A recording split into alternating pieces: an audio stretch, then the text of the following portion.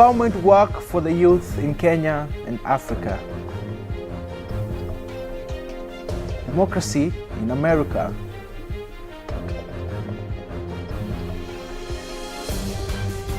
What role does corporates play in development of a country? Human rights and access to justice.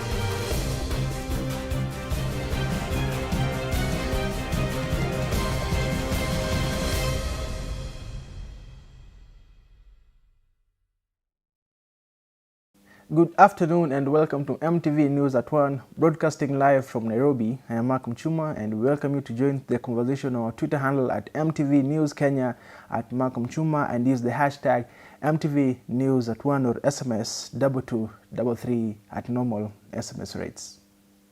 In an effort to help reduce the number of youth who are idle and jobless, one man by the name Andrew Owinyi has gone above and beyond to ensure that he helps the youth living in the slums and to at least have a source of income.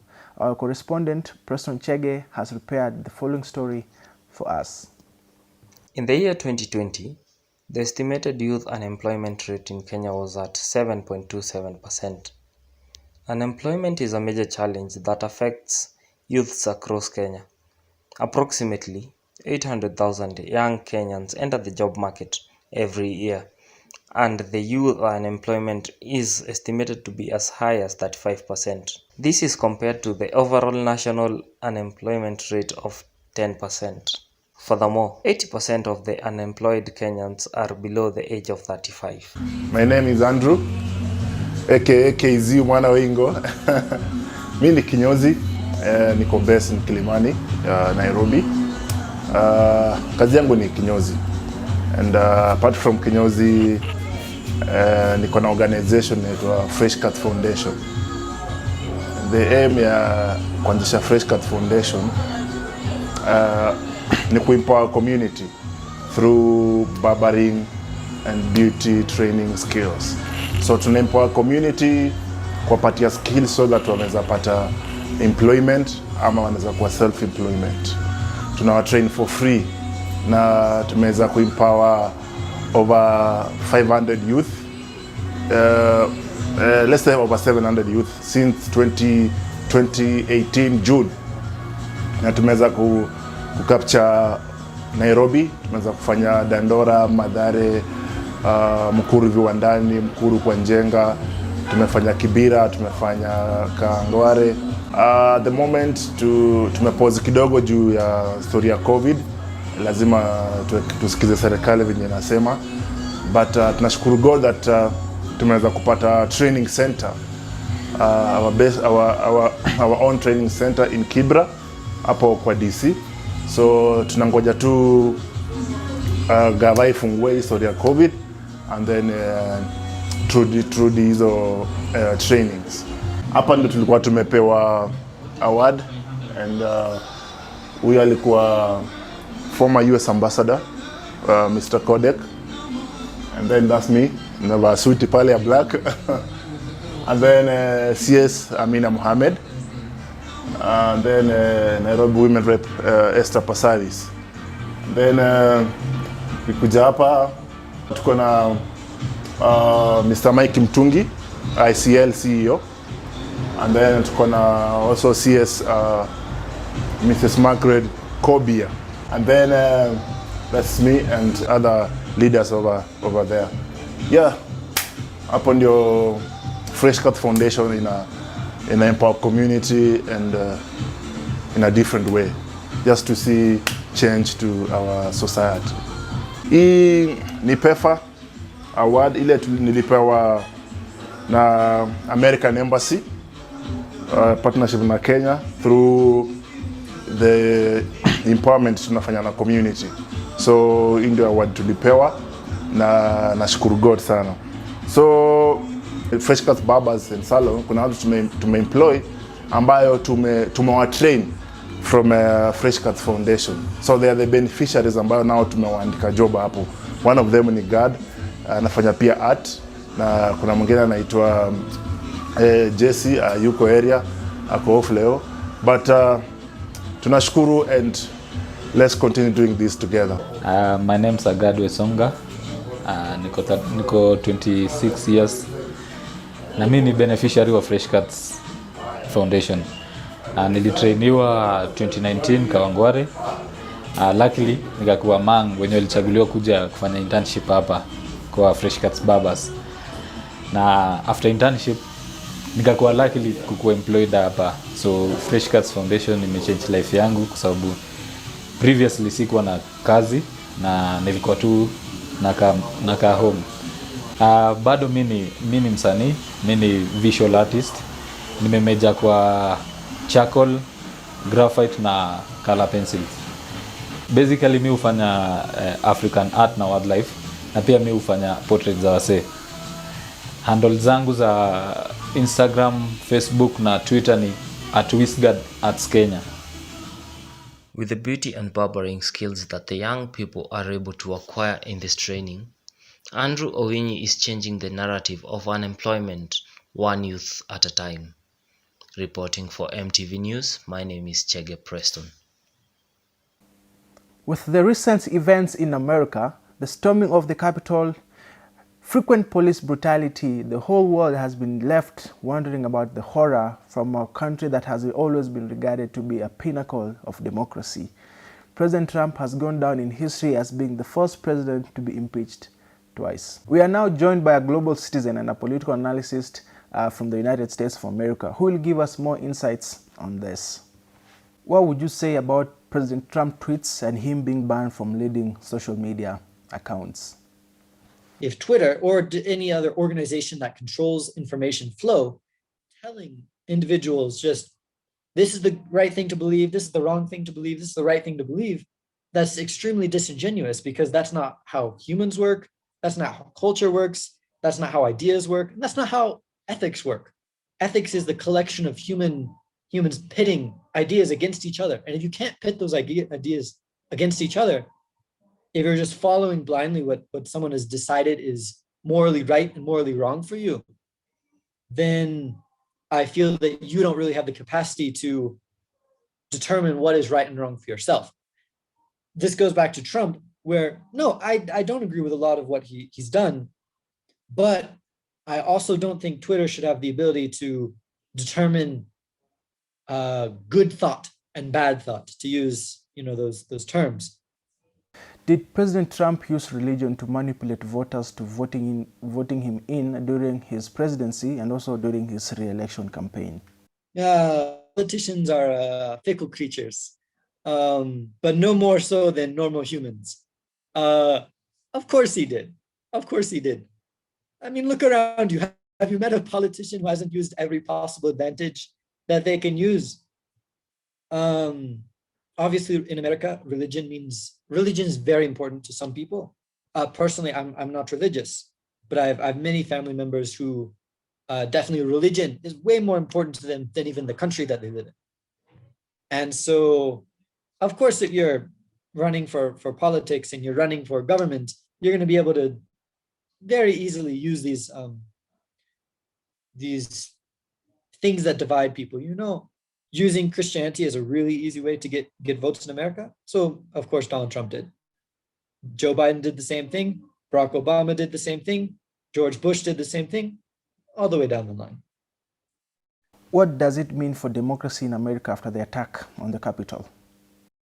America is not a democracy. We're a democratic republic because we elect people who then make laws for themselves or for us. But it's a difficult thing. And of course, I didn't like the attack on the Capitol, but I'm glad it opened a lot of Americans' eyes to the reality of the divide in the country and the reality of the way that people in our country even view democracy. The accusations of a rigged election, the accusations of fake voting, those things are real. And people really, really believe those things. And so we need to, as a country and as a culture, be able to come together, figure out, why do you believe that? Oh, why do you believe that? Well, is there any truth to that? Is there any truth to that? We need to have that dialogue.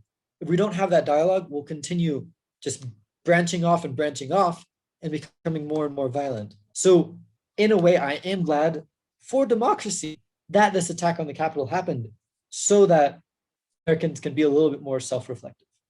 Was the media bias in reporting during this election period? And I'll answer this in the same way that Donald Trump used religion. Of course, of course, of course, of course. You think the Washington Post is going to run hit pieces on Amazon? No, the Washington Post is a way for a specific rich person to throw out their ideas, their politics, and their, I mean, maybe not even their politics, because a lot of these people grift based on what will make them the most political prestige and money. And so the same goes for CNN, the same goes for Fox, the same goes for so many of these even these unbiased news networks. Like you can look at BBC. Are they critical of Britain? Of course they are critical sometimes. But you best believe that at the end of the day, a lot of those articles coming from BBC, they are very much oriented towards promoting Britain's foreign policy goals, etc. Same thing for America. Every single level of news, from the news reporters to the newscasters to the people deciding what news is covered, how to edit the news, every single one of these people has internal biases. And it just gets more and more apparent the more that it grows. At the end of the day, you're not really going to get unbiased news, and that's just a fact of life. And so they're going to put out this just thing that they can sell so that they get the most clicks, so that the most people go to their website. That's just how it works. Thank you for your time and for joining us through this broadcast. We take a quick commercial break. Keep sending in your feedback and we shall sample a few more during this broadcast. Life isn't easy, or at least that's what we used to think. Being a mother never gets easier, but being a car owner has never been simpler. Yeah, that right there, that's us. Look, baby, we could get a car. But we're not just the largest car exporters in the world, we're also the cheapest and easiest solution to put those walking days behind you. Well, you know, unless you're into that. With just a few clicks and a couple of keystrokes, you'll be leaving the house in the car that you want in no time.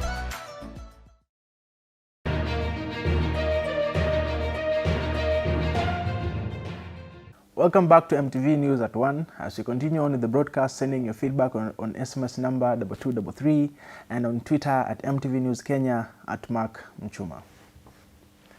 Corporate companies in Kenya have taken their sustainability policies into much more consideration as new roles and measures are being included in companies to ensure that the business runs smoothly. Our correspondent Christian Schmitz shares more details.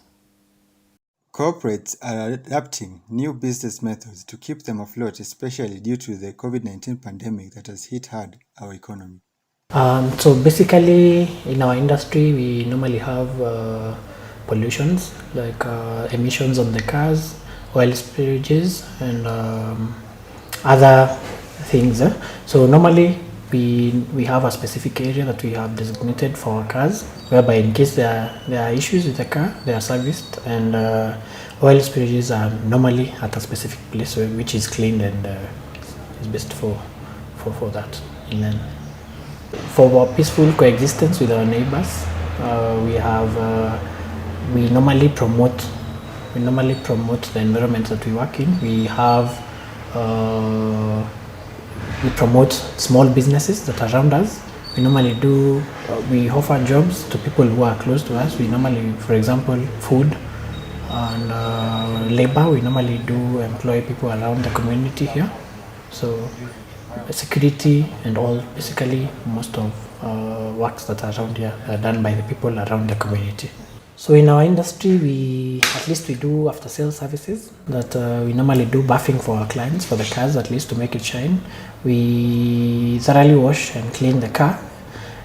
We normally offer insurances and grooming to the number plates. We have quite a lot of things that we normally do for clients, probably so that they can come back and even as well to make them be comfortable. Normally, for high-end cars, people probably nowadays, some cars are not common and they are really interested in them. So since as we've been in business for quite some time, we well know people and problems that normally those people, high-end cars normally experience. So we refer them to our mechanics who normally deal with those cars and they do not overprice them and they do not take advantage of them, and we import cars as well. For our workers, for our employees, in our company, there's not a big person, not a small person. There's equal distribution of labor, and in each sector or in every person knows what to do. So there is equal distribution, not that some people are given hard tasks, others are given.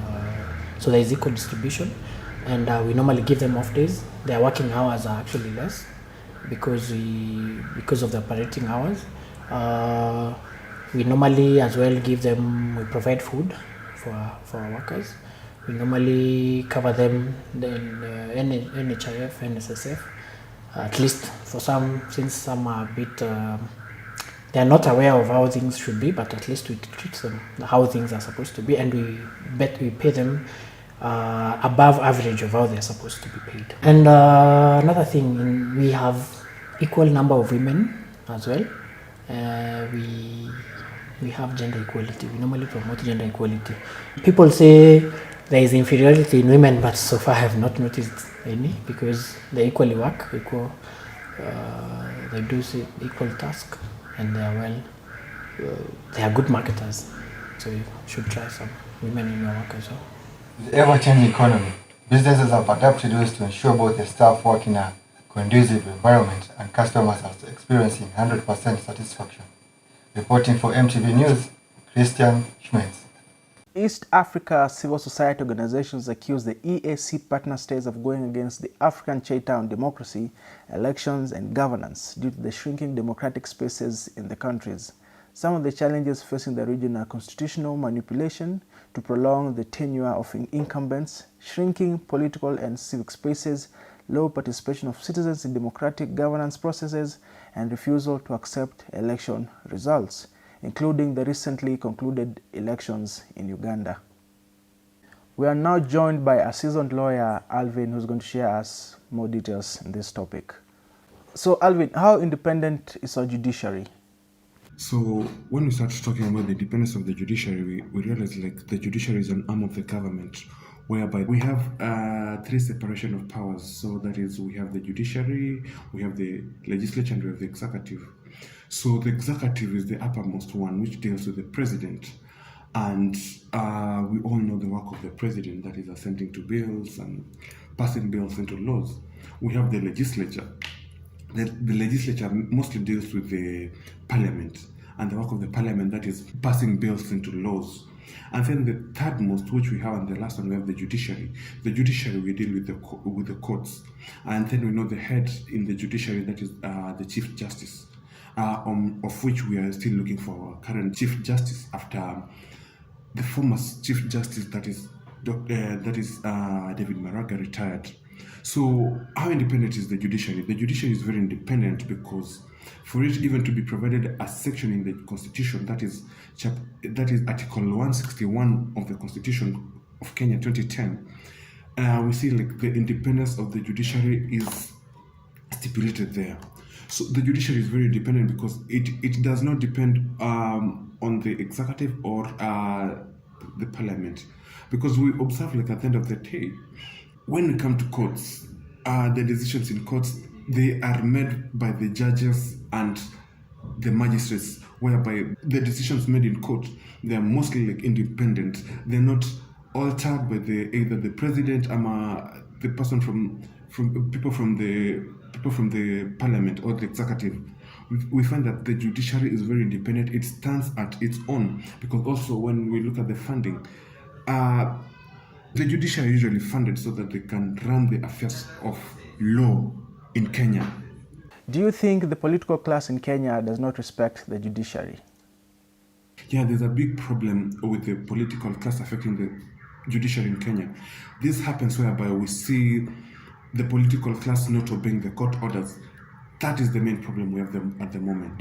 You find an MP, you find a minister, or you find someone who has like good political prowess, not obeying the court orders. Because at the end of the day, there's nothing you can do, because once you disobey the court orders from the judiciary, how are you going to come back to the same judiciary to come and give you justice? So that is the main problem we have, disobeying the court orders. Is it true that the poor cannot access justice in Kenya? The poor and the lower class, let me not call them the poor, there's this notion like they cannot access justice, because at the end of the day we find like us as lawyers, sometimes we usually handle pro bono cases. Pro bono cases, these are free cases whereby the government has accorded you with a lawyer, and you're supposed to carry out that case for free till the tail end of that case. For the poor to access justice in Kenya, yes, they can access justice. But most of them, they have this notion like the judiciary is not fair or is not straight. So now that is the main problem we have. We do not trust our judiciary because we think like we cannot access that justice.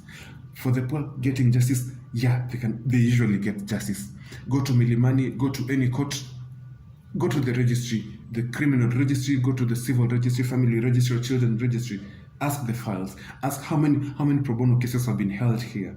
Because at the end of the day, also us as lawyers, when we look at the LSK requires you to hold a number of free cases, pro bono cases, for you to get the next certification for the following year. How has the Jubilee government affected the judiciary processes in Kenya? The main problem which we have is like the president has not assented to he has not sworn in the 41 judges. That is the main problem we have. Another problem with the Jubilee government has affected the judiciary is the disobedience of the court orders. Now that is the main those are the two problems which like I really criticize the Jubilee government for doing to our judiciary. So far so good, and we have so many cases which like have backlogged. So far so good, I think like the Jubilee government needs to do something there. So yeah. Thank you for your time and for joining us through this broadcast. Coming up next is Turn Up by Hedy. See you next week.